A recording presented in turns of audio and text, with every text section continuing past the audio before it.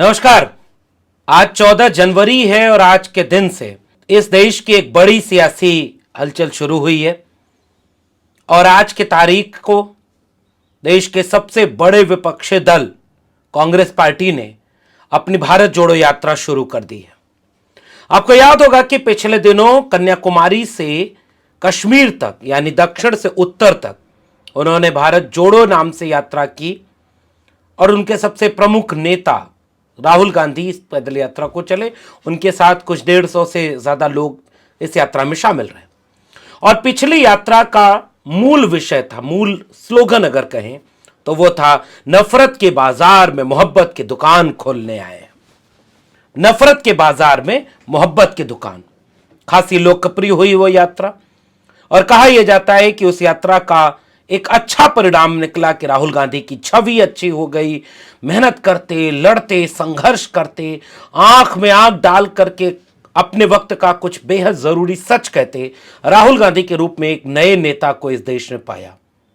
उस यात्रा का सबसे बड़ा उपलब्धि, सबसे बड़ी चीज यही थी, चाहे वो जाति जनगणना का सवाल हो, चाहे वो नफरत के बाजार में मोहब्बत की बात करना हो, इस देश के दलितों, पिछड़ों, आदिवासियों की बात करना हो, संविधान की बात करना हो, अडानी का सवाल हो, देश के बेचे जाने का सवाल हो, राहुल गांधी की यात्रा कामयाब रही। मगर चुनावी तौर से लोग कहते हैं कि उस यात्रा का बहुत ठोस परिणाम नहीं निकला और 5 राज्यों के चुनाव में से तेलंगाना में उसका फायदा मिला। कांग्रेस पार्टी की सरकार तेलंगाना में बन जाती है, लेकिन उसके हाथ से राजस्थान और छत्तीसगढ़ निकल जाते हैं और राजस्थान और छत्तीसगढ़ के निकले जाने के साथ साथ उसके हाथ से मध्य प्रदेश भी बाहर ही रहता है। तो चुनावी तौर पर वो बहुत कामयाब नहीं रहे।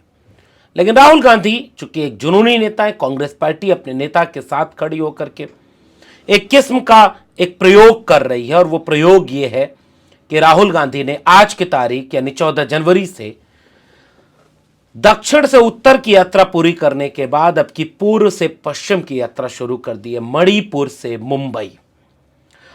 से मुंबई की यात्रा लगभग 6700 किलोमीटर, लगभग 6000 से ज्यादा किलोमीटर, लगभग 2.25 महीने, एक लंबी यात्रा। और इस यात्रा का आगाज हुआ आज राहुल गांधी ने वहां से बोलते हुए एक बड़ी महत्वपूर्ण बात कही कि मैं पिछली यात्रा में भी चलता था सुबह 6 बजे से रात के 7 बजे तक, तो मैं लोगों को सुनता था और एक भाषण मेरा होता था आखिर में। इसका मतलब यह कि मैं देश के लोगों को सुनने निकला हूं। मैं मन की बात कहने नहीं निकला, मैं लोगों के मन की बात सुनने निकला हूं। और मैंने मणिपुर को इसलिए चुना क्योंकि मणिपुर से एक संदेश देना चाहते हैं कि जहां भी अन्याय है, सामाजिक अन्याय, आर्थिक अन्याय और राजनीतिक अन्याय, हम उस अन्याय के खिलाफ न्याय की यात्रा लेकर निकल रहे हैं। हम इस देश को जोड़ना चाहते हैं और हम इस देश को एक संदेश देना चाहते हैं कि संविधान से चलेगा। जिसको न्याय नहीं मिला है उसको न्याय मिलने के हक तक हम इस यात्रा को चलेंगे, न्याय देने की हद तक इस यात्रा को लेकर के हम चलेंगे। मणिपुर से पैगाम दिया कि मणिपुर के साथ अन्याय हुआ तो हम मणिपुर के साथ खड़े हैं। इस पूरे तेवर के साथ ये पूरी यात्रा शुरू हो गई। ये कांग्रेस पार्टी की मुख्यतः यात्रा है। अब यहां से कुछ राजनीतिक बात आज करने का मन है मेरा, और वो राजनीतिक बात यह कि जिस वक्त देश में चंद दिनों बाद चुनाव शुरू होने वाले हैं, आम चुनाव शुरू होने वाला है, उस आम चुनाव के वक्त जब अभी तक एक कोशिश ये दिख रही थी कि कांग्रेस पार्टी 2019 में लगभग अकेले या कुछ एक दलों के साथ मिलकर के गठबंधन बनाकर चुनाव लड़ती है। 19 में कांग्रेस पार्टी 14 की तरह ही बुरी तरह पराजित होती है, चुनाव हार जाती है और उसके बाद राजनीतिक तौर पर नरेंद्र मोदी एक ताकत बनकर उभरते हैं। 2024 के चुनाव के पहले बिहार के राजनीति से, लालू और नीतीश कुमार की राजनीति से एक कोशिश शुरू होती है। किस बात की कोशिश? जोड़ने की कोशिश। किस बात की कोशिश? एक होकर के लोगों को साथ लाने की कोशिश। किस बात की कोशिश? कि सब मिलकर के एक इंडिया गठबंधन बनाएं और सब मिलकर के इस देश को बचाने के लिए बीजेपी से मुकाबला करें, क्योंकि बीजेपी अब अनैतिक हो चुकी है। सत्ता पाने के लिए उसने मीडिया को खरीद लिया। मीडिया दिन रात उन्हीं के पक्ष में खबरें दिखाती है, उनके साथ खड़ी है। मीडिया लगातार उनके पक्ष में बात करती है। वो ईवीएम तक को छोड़ते नहीं है, क्योंकि कई बड़े नेता ईवीएम का सवाल उठा रहे हैं। वो चुनी हुई पार्टियों के विधायक और सांसद खरीद लेते हैं, पार्टियां तोड़ देते हैं। इलेक्शन कमीशन तक उनके प्रभाव में है, कोर्ट तक उनके प्रभाव में है। सब तरफ से लोकतंत्र खतरे में है, संविधान खतरे में है। अगर 2024 में फिर से बीजेपी जीत गई तो ये पॉलिटिकल पार्टियां भी नहीं बचेंगी, संविधान भी नहीं बचेगा। और इस मंशा के तहत बिहार में पहली बार इंडिया गठबंधन की बैठक होती है, फिर बंगलौर में होती है, फिर बंबई में होती है, फिर दिल्ली में होती है, फिर ऑनलाइन होती है।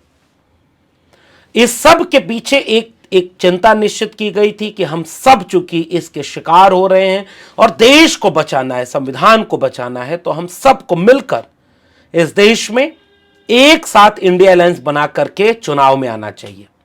यह समझौता लगभग सबका तय हो चुका था।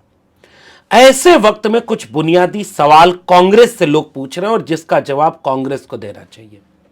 और इसलिए कांग्रेस को देना चाहिए क्योंकि कांग्रेस आज की तारीख में भी देश का राष्ट्रीय दल है। बीजेपी के बाद सबसे प्रमुख राष्ट्रीय दल है कांग्रेस, सबसे बड़ी पार्टी है कांग्रेस विपक्ष में, इसलिए सबसे ज्यादा जिम्मेदारी भी तो उसकी है। आज की तारीख में कांग्रेस की रणनीति क्या होनी चाहिए थी? एक पार्टी अपने निर्णय लेने के लिए आजाद होती है। एक पार्टी इस बात के लिए आजाद होती है कि वो अपनी यात्रा निकाले, अपने सारे प्रमुख लोगों को ले जाकर के उस यात्रा में शामिल कराए, पूरे 2 महीने से ज्यादा उस यात्रा में चले और सब तरह से वो काम करे। इसके लिए कोई भी पॉलिटिकल पार्टी आजाद होती है और करना चाहिए। सबको जनता के बीच जाना चाहिए, इस बात से कोई एतराज नहीं हो सकता। नेता को सड़क पर लड़ता हुआ, काम करता हुआ दिखना चाहिए। लेकिन जब गठबंधन हो रहा है और उस गठबंधन के सवाल पर सबसे प्रमुख लीडिंग भूमिका अगर कांग्रेस पार्टी ने अपने हाथ में रखी है, तो इस समय के कुछ 3 सवाल मेरे हैं जिसका जवाब कांग्रेस पार्टी को देना चाहिए। सवाल नंबर 1, जब चुनाव चंद दिनों बाद हो तो देश की सबसे प्रमुख विपक्षी पार्टी अकेले एक योजना की घोषणा कर दे और उसमें उन चुनावी राज्यों से होते हुए वो आए जिनमें क्षेत्रीय दलों का प्रभाव है, जिनमें कांग्रेस पार्टी कई जगहों पर हाशिए पर है, और उन्हीं राज्यों से होते हुए वो अपनी चुनावी यात्रा को लेकर के आए। और इस तरह से कि अभी तक सीट बंटवारा न हुआ है, अभी तक यही तय नहीं हुआ है कि उन राज्यों के जो प्रमुख क्षेत्रीय दल हैं उनका सीट बंटवारा फाइनल नहीं हुआ। यानी अभी तक मोटे तौर पर कहें तो यह तय नहीं है कि ये सारे लोग गठबंधन में रहेंगे। उदाहरण के तौर पर कल्पना करिए कि यह चुनावी यात्रा, चुनावी मौसम में यह यात्रा भारत जोड़ो न्याय यात्रा, जो कि मैं फिर से कह रहा हूं बहुत खूबसूरत, बहुत जरूरी, देश के हित के लिए है, संविधान को बचाने के लिए, न्याय के लिए है। कल्पना करिए पूर्वोत्तर के राज्यों से होते हुए जब वो पश्चिम बंगाल में प्रवेश करेगी, तो पश्चिम बंगाल में अगर ममता बनर्जी, पिछली जो कल बैठक हुई जिसमें ममता बनर्जी ऑनलाइन शामिल नहीं होती हैं, और कहा यह जाता है कि संयोजक के पद को लेकर के जो इच्छा शक्ति, जो मन है नीतीश कुमार का, उस इच्छा शक्ति और उस योजना के सामने सबसे बड़ी चुनौती ममता बनर्जी थी। तो ममता बनर्जी अगर उस बैठक में नहीं आई, ममता बनर्जी पश्चिम बंगाल में कितनी सीटों पर लड़ेंगी, कितनी सीटें वो कांग्रेस पार्टी को देंगी, अभी तक अगर ये तय नहीं है, और उसके बाद ये यात्रा बंगाल में प्रवेश करती है, तो क्या ये यात्रा फेल नहीं हो जाएगी? अगर कहीं टीएमसी के लोगों ने इसका विरोध करना शुरू कर दिया या इसको उपेक्षित करना शुरू कर दिया, इसका जवाब कांग्रेस पार्टी क्या देगी? क्या उसने तालमेल बनाया? अब कांग्रेस पार्टी ये कह सकती है कि भाई मान लीजिए सीट बंटवारा नहीं हो रहा है तो हम इसको यात्रा ही ना निकालते। 3 दिसंबर को 5 राज्यों के चुनाव परिणाम आए थे। इतिहास आपसे सवाल पूछेगा कि शरद पवार के घर में जब सितंबर में बैठक हुई थी इंडिया अलायंस के कमेटी की, कैंपेन कमेटी की, तो उसने ये तय किया और प्रेस कॉन्फ्रेंस में बताया कि अक्टूबर के पहले हफ्ते में ज्वाइंट रैली शुरू हो जाएगी और भोपाल से शुरू होगी, मध्य प्रदेश से शुरू होगी। कमलनाथ जैसा व्यक्ति उसने विरोध कर दिया। जो निर्णय लिया गया था 14 पत्रकारों को बैन किया जाएगा, उनको हेलीकॉप्टर में बिठाकर घुमाने लगे। सब चैनल वाले अपने अपने प्रवक्ता भेज रहे हैं। अब गठबंधन का अनुशासन कहां बचा? और इस अनुशासन को सबसे पहले किसने तोड़ा?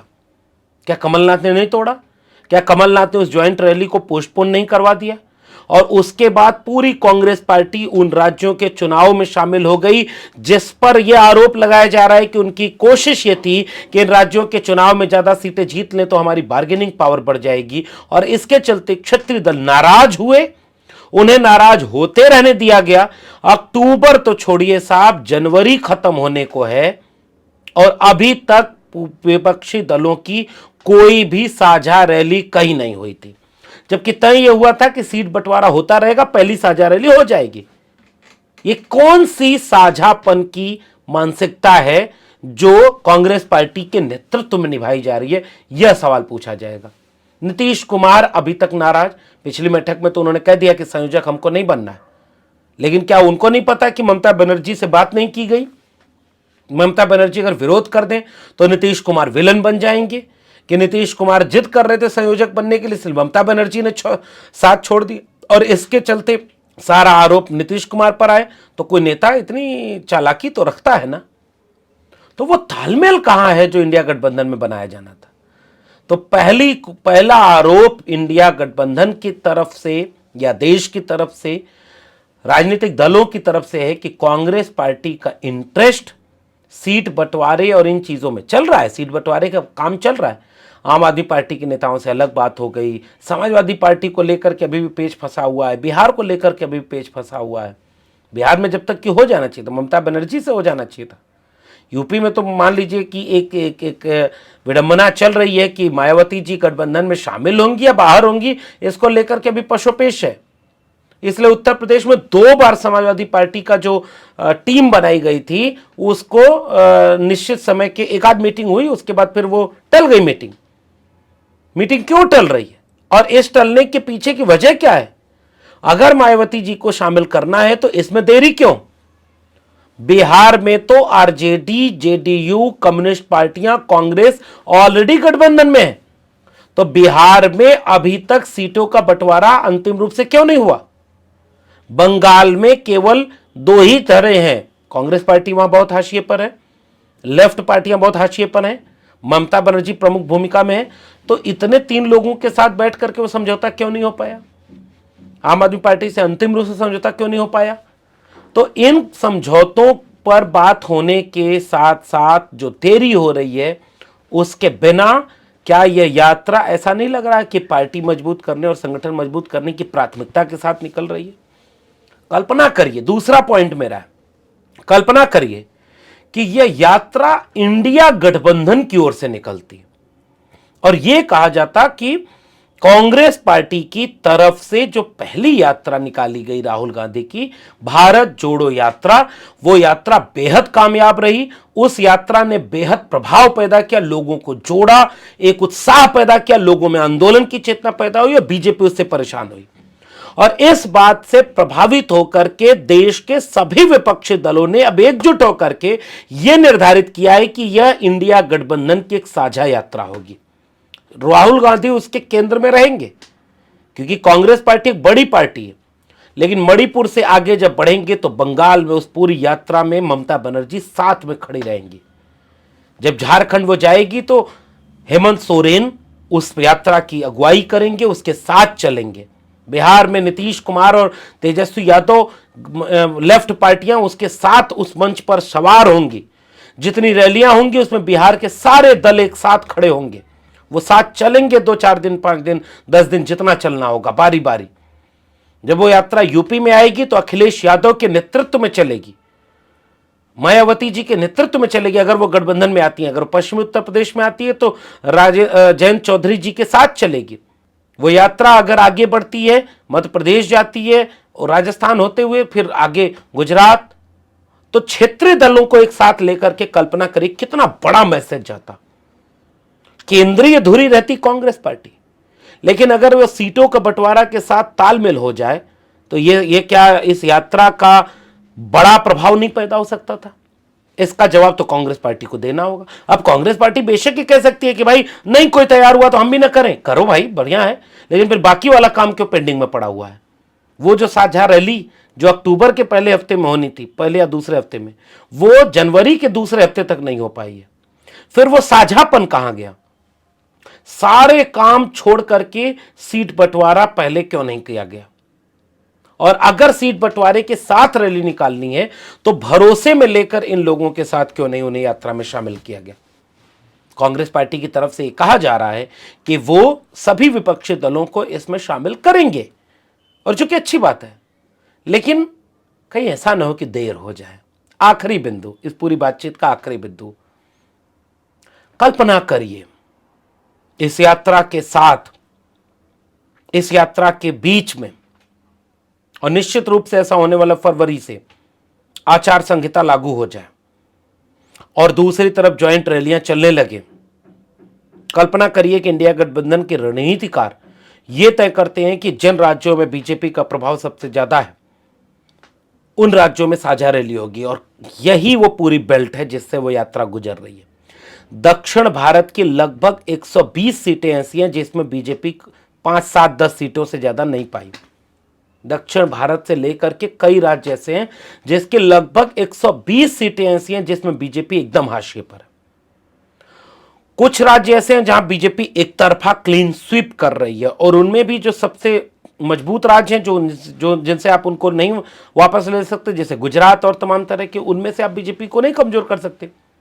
लेकिन यात्रा जिस पूरे रास्ते गुजरेगी, पश्चिम बंगाल, झारखंड, बिहार, उत्तर प्रदेश, पंजाब होते हुए फिर इधर गुजरात होते हुए महाराष्ट्र, मध्य प्रदेश, महाराष्ट्र, इस पूरे इलाके में अगर ज्वाइंट रैली कर ली जाती, यह यात्रा इंडिया अलायंस की यात्रा होती, और ले दे करके 100 सीटों का फर्क ले आना है, 60-70 भी कम हो जाते। कल्पना करिए, 65 सीटें उत्तर प्रदेश, 64-65 सीटें, वो घट करके 35 अगर आ जाए, बिहार जेडीयू ऐसे ही अलग हो गया है, 10 सीटों पर बीजेपी अगर सिमट जाए, छत्तीसगढ़, झारखंड और बंगाल जहां 18 सीट बीजेपी की है, 18 वाली सीट अगर 8 पर आ जाए, मध्य प्रदेश, राजस्थान, गुजरात में से अगर 2-2, 4-4 सीट कम करके 10-20 सीट उधर घटा दिया जाए, महाराष्ट्र में जब ये रैली प्रवेश करे, ये यात्रा प्रवेश करे, तो सारे क्षेत्रीय दल उसकी अगुवाई करें, उसके साथ खड़े हो, और 15 से 20 सीट वहां भी कम कर दी जाए, तो क्या 24 में नरेंद्र मोदी की सरकार बन जाती? और ये रणनीति बनाए बिना यात्रा शुरू? मुझे लग रहा है कि अभी भी देर नहीं है। अगर कांग्रेस ये गलतियां करती है तो इसका मतलब साफ है, कांग्रेस 2029 की तैयारी कर रही है, और कांग्रेस को कतई इस बात की चिंता नहीं है वो विलेन किसी और को बना देगी कि क्षेत्रीय दलों, नीतीश कुमार की वजह से गठबंधन टूट गया, ममता बनर्जी की वजह से टूट गया, समाजवादी पार्टी का अखिलेश यादव की वजह से टूट गया, लेकिन असल में वो चाहते तो न टूटता। और अगर ऐसा होता है जो हमने 3 बिंदु बताए, तो यह पूरी यात्रा 2024 के चुनाव को बदल कर रख देगी, सब कुछ बदल जाएगा, क्योंकि यही वो बेल्ट है जहां बीजेपी सबसे ज्यादा मजबूत है। बीजेपी का सबसे कोर एजेंडा जो धर्म का है वो भी इसी राज्य में, इन्हीं राज्यों में बीजेपी के पास सबसे ज्यादा वोट बैंक है, इन्हीं राज्यों में बीजेपी आज भी मजबूत है, और इन्हीं राज्यों में क्षेत्रीय दल उन्हें पटखनी देने के लिए तैयार हैं, बशर्ते कि कांग्रेस इन सभी क्षेत्रीय दलों के साथ एक ऐसा रिश्ता बना ले जिस रिश्ते के साथ यह अकेला कांग्रेस का कार्यक्रम न दिखे, और यह सारे क्षेत्रीय दलों को मिला करके एक साथ कार्यक्रम बन जाए, तो मुझे लगता है कि वो दिन दूर नहीं जब 24 का परिणाम बदल जाएगा। लेकिन फिलहाल जो रवैया दिख रहा है कांग्रेस पार्टी, राहुल गांधी का, उनको लगता है कि हम तो चल दिए, जिसको हमारे साथ आना हो आए, नहीं आना हो तो हम उसे विलन बना देंगे। मुझे लगता है राजनीति में फिर इसका विश्लेषण दूसरे तरह से होता है। फिर लगता है कि आप देश बचाने से पहले अपनी पार्टी और अपनी संगठन बचा रहे हैं, और यही बात उन क्षेत्रीय दलों पर भी लागू होगी जो इस तरह के साझेपन को तोड़ते हैं या उसमें बाधा बनते हैं। आपका क्या मानना है नीचे कमेंट बॉक्स में जरूर बताइएगा। विश्लेषण करते रहेंगे अपने समय, अपने परिस्थितियों और अपने समाज का, राजनीति का, क्योंकि ऐसा करना हमारी नागरिक जिम्मेदारी है। चुपचाप तमाशा देखने का कोई मतलब नहीं है। इस खेल को समझें और लोगों से इस पर बातचीत करें ताकि खेल को आप भी प्रभावित कर सकें। साहिल के तमाशाई हर डूबने वाले पर अफसोस तो करते हैं, इमदाद नहीं करते। हम आगे बढ़कर इसका विश्लेषण करेंगे। आप भी नीचे कमेंट बॉक्स में अपनी टिप्पणी जरूर साझा करिए। अगर बातचीत अच्छी लगी है तो चैनल को सब्सक्राइब करिए, शेयर करिए, जुड़े रहिए और सुझाव दीजिए कि और आगे कैसे इस चीज को, बातचीत को और बेहतर किया जा सकता है। फिर मिलेंगे किसी और विशेषण के साथ। तब तक के लिए बहुत बहुत धन्यवाद।